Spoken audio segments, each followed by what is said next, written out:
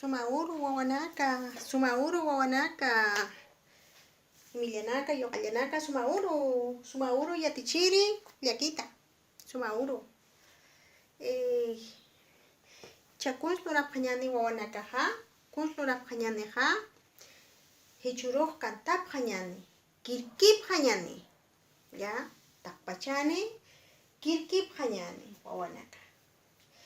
Comaraki, amparampi paqartapqa ñani, hisa, waliki wawanaka, waliki.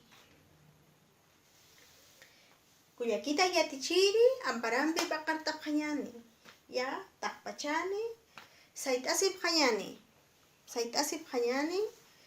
taqpachani, cha, kirkintapqa ñani, maya, paya, kimsa. Kullakitanaka, hilatanaka, taqpachan sartasi ñani. Kullakitanaka, hilatanaka, taqpachan sartasi ñani. Hanarunakam sarmasimpi, hiwasay marmar kasata.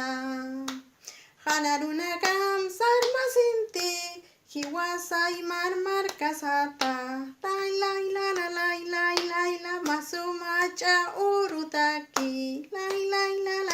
Layla, mapita sartasi ñani.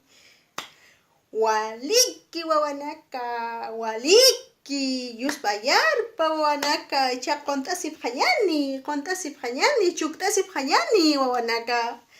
Waliki. Hayaya.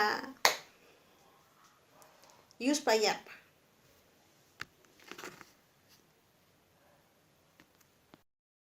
Wawanaka, ¿cómo están?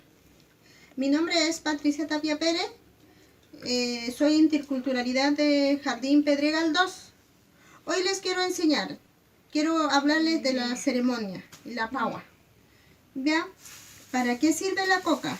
La coca sirve para hacer la mesa, para ceremonia, y el alcohol nos sirve para chayar, para mar y tierra y para que nos vaya bien para el Señor, para el sol.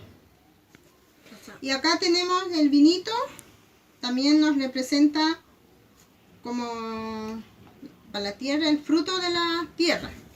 Sí. Y acá tenemos el incienso, también hacemos la ceremonia y los ahumamos y eso para el Señor. Y acá tenemos el copal.